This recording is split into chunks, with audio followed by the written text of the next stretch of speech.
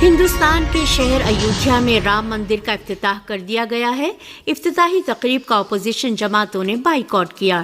ہندوستان کے وزیر اعظم نریندر مودی نے آج ایودھیا میں تاریخی بابری مسجد کے مقام پر رام مندر کا افتتاح کر دیا ہے۔ اس موقع پر بڑی تعداد میں سادھو، سنت اور مختلف طبقوں سے تعلق رکھنے والی شخصیات موجود تھیں۔ 2019 میں سپریم کورٹ کا فیصلہ آنے کے بعد سے ہی بابری مسجد کے مقام پر رام مندر کی تعمیر کا کام شروع ہو گیا تھا اور آج اس کا افتتاح کیا گیا ہے۔ مودی نے اسے ہندوستان کے لیے اہم دن قرار دیا ہے۔ ایران کے وزیر خارجہ حسین امیر عبداللہیان 29 جنوری کو پاکستان کے دورے پر اسلام آباد جائیں گے۔ ایرانی وزیر خارجہ کا یہ دورہ پاکستان کے وزیر خارجہ جلیل عباس جیلانی کی دعوت پر انجام پا رہا ہے۔ ایران اور پاکستان کے سفراء بھی 26 جنوری کو اپنی اپنی سفارتی ذمہ داریاں دوبارہ شروع کر رہے ہیں۔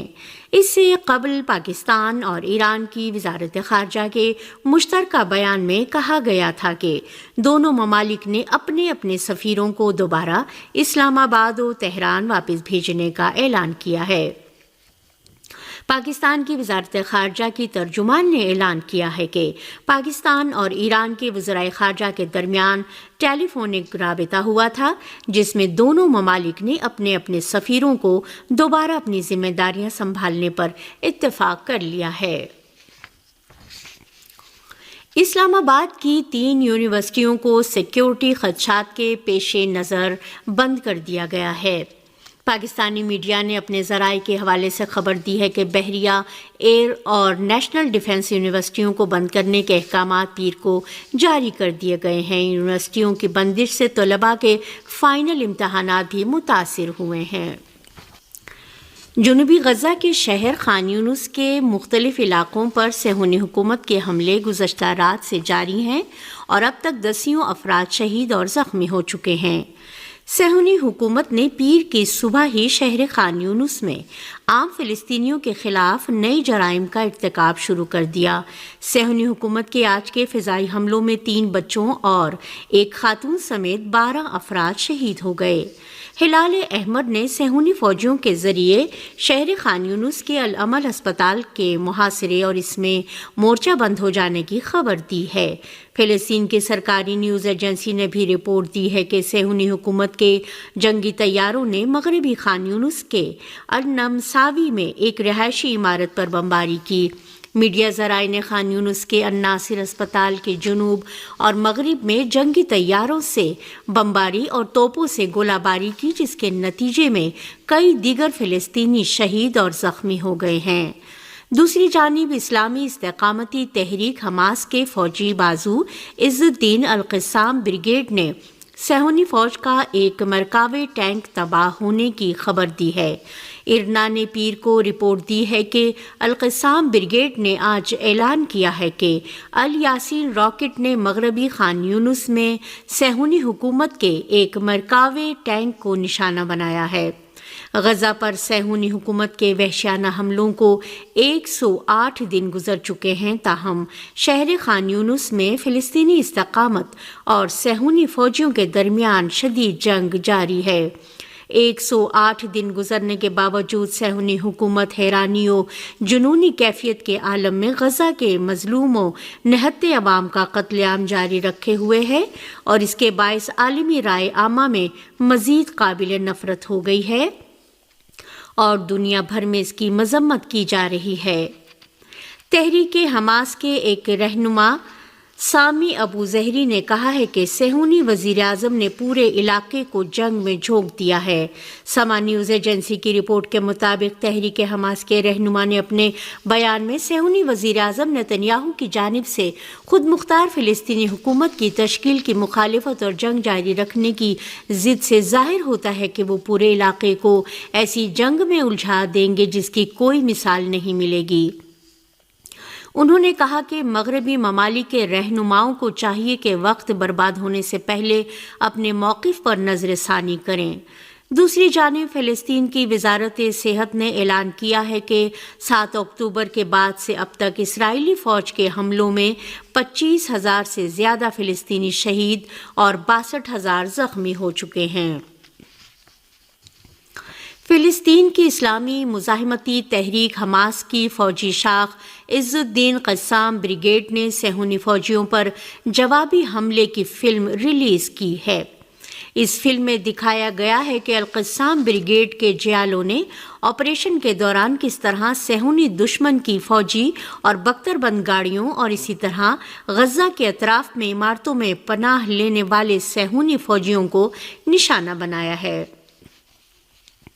القسام بریگیڈ ایسی حالت میں صہیونیوں کو نشانہ بنا رہا ہے کہ الجزیرہ چینل نے اتوار کی رات کو اعلان کیا ہے کہ سیٹلائٹ کی تصویروں سے ظاہر ہوتا ہے کہ غزہ کے ساحلی علاقے پر صہیونی فوجیوں کے جنگی ساز و سامان میں نمایاں کمی آئی ہے۔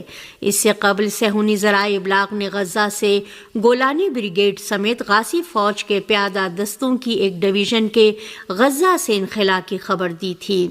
صہیونی فوج کے ریڈیو نے بھی اس سلسلے میں اعلان کیا ہے کہ 36ویں ڈویژن نے غزہ کی پٹی سے پسپائی اختیار کر لی ہے۔ اسرائیلی اخبار اسرائیل الیوم نے بھی لکھا کہ غزہ سے پیچھے ہٹنے والے 36ویں ڈویژن میں متعدد فوجی یونٹ شامل ہیں۔ اسرائیل کے آرمی ریڈیو نے بھی ایک رپورٹ میں کہا ہے کہ فی الحال غزہ میں فوج کی 3 ڈویژن باقی ہیں۔ ادھر خبر ہے کہ حماس کے ہاتھوں قیدی بنائے جانے والے صہیونیوں کے اہل خانہ نے تل ابیب میں صہیونی وزارت جنگ کے ہیڈ کوارٹر کے داخلی راستے کو بند کر دیا۔ یہ صہیونی خانوادے قیدیوں کے تبادلے کا مطالبہ کر رہے تھے۔ اقوام متحدہ نے خبردار کیا ہے کہ غزہ میں حفظان صحت کی خراب صورتحال اور صاف پانی اور غذا کی قلت کے سبب وبائی بیماریاں پھیل رہی ہیں۔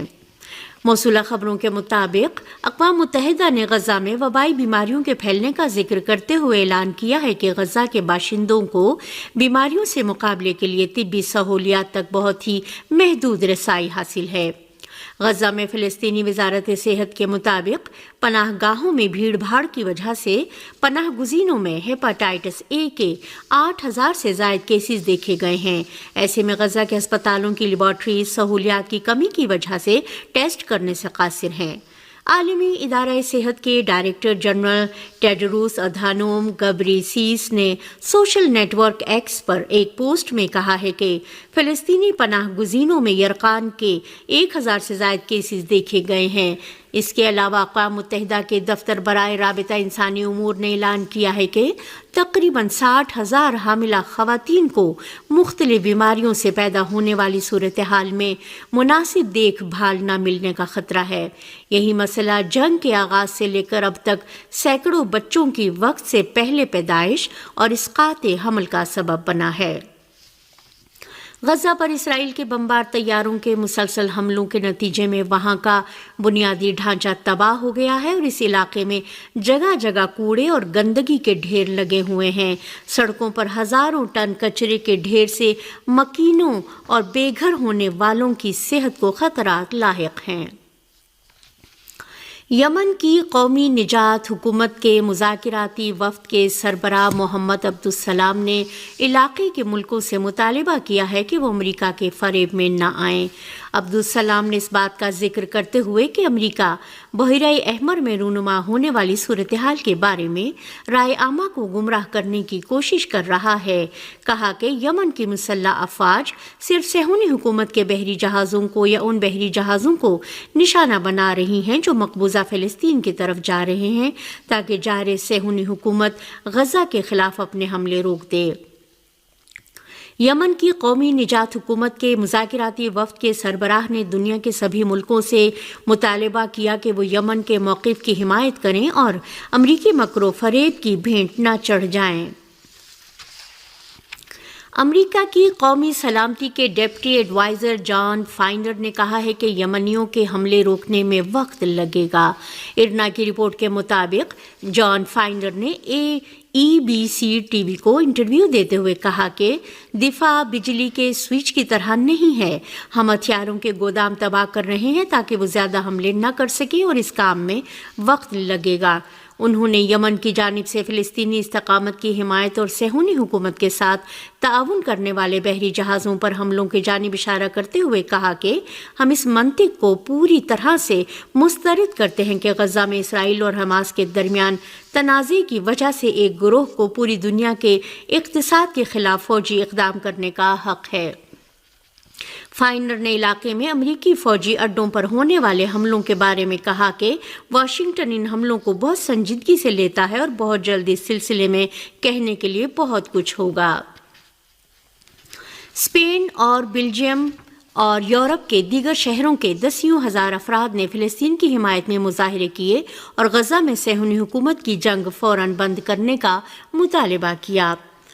اسپین کے مظاہرین نے فلسطینیوں کی حمایت میں غزہ میں جنگ بند کیے جانے اور خود مختار فلسطینی مملکت تسلیم کیے جانے کا مطالبہ کیا۔ اس درمیان اسپین کے وزیر اعظم پیدرو سانچیز نے شہر لا کرونیا میں ایک سیاسی اجتماع میں ایک بار پھر زور دے کر کہا کہ ان کا ملک غزہ میں پائیدار جنگ بندی اور اسرائیل سے بین الاقوامی قوانین کی پابندی کا مطالبہ کرتا ہے۔ ہسپانوی وزیر اعظم سانچیز نے کہا کہ میڈرڈ نے صہیونی حکومت کو بتا دیا ہے کہ اندھا دھند بمباری اور بچوں ہزاروں افراد کا قتل عام ناقابل قبول ہے۔ اسپین کے وزیر اعظم نے زور دے کر کہا کہ ہم تمام مظاہرین کے ساتھ ہیں اور غزہ میں پائیدار جنگ بندی اور وہاں انسان دوستانہ امداد کی ترسیل کو یقینی بنانے کا مطالبہ کرتے ہیں۔ انہوں نے مزید کہا کہ ایک بین الاقوامی قیام امن کا عمل شروع ہونا چاہیے اور پوری عالمی برادری فلسطین کو تسلیم کرے۔ گزشتہ مہینوں میں اسپین کے تمام شہروں میں فلسطین کے دسیوں ہزار حامیوں نے احتجاجی مظاہرے کر کے غزہ جنگ کے خاتمے اور فلسطینیوں کے حقوق کی بحالی کا مطالبہ کیا۔ ان مظاہروں کی کال ایک منظم تحریک نے دی تھی۔ بیلجیم کے دارالحکومت برسلز میں بھی فلسطین کی حمایت میں مظاہرے ہوئے اور غزہ کے خلاف صہیونی حکومت کے حملوں کو فوراً بند کرنے کا مطالبہ کیا گیا۔ مظاہرین اپنے ہاتھوں میں پلے کارڈ اٹھائے ہوئے تھے جن پر لکھا تھا کہ غزہ کے بچوں کو بچائیں اور اب جنگ بند ہونا چاہیے اور فلسطینیوں کے بھی انسانی حقوق ہیں۔ مظاہرین نعرے لگا رہے تھے کہ فلسطین کے ساتھ انصاف ہونا چاہیے۔ مظاہرین اپنے ہاتھوں میں فلسطین اور جنوبی افریقہ کا پرچم بھی اٹھائے ہوئے تھے۔ جنوبی افریقہ نے غزہ میں صہیونی حکومت کے ہاتھوں فلسطینیوں کی نسل کشی کے خلاف عالمی عدالت انصاف میں مقدمہ دائر کر رکھا ہے۔ فرانس کی سوشلسٹ پارٹی کے سربراہ پال میگنٹ بھی ان افراد میں شامل ہیں جو برسلز میں مظاہرے کر رہے تھے۔ پال نے سوشل میڈیا پر ایک ویڈیو اپلوڈ کیا اور غزہ میں فوری طور پر جنگ بندی کا مطالبہ کیا۔ بیلجیم کے بہت سے افراد نے غزہ میں اسرائیلی جرائم کی مذمت کی ہے۔ یورپی یونین کی خارجہ پالیسی کے سربراہ جوزف بورل بھی اتوار کو ہونے والے ان مظاہروں میں موجود تھے۔ غزہ کے نہتے عوام کی عالمی حمایت کے تناظر میں آئرلینڈ کے نائب وزیر اعظم مائیکل مارٹین نے ایک انٹرویو میں غزہ پر صہیونی حکومت کی بمباری کی مذمت کی اور صہیونی حکومت کو اس کے جرائم کی بابت جواب دہ بنانے کا مطالبہ کیا۔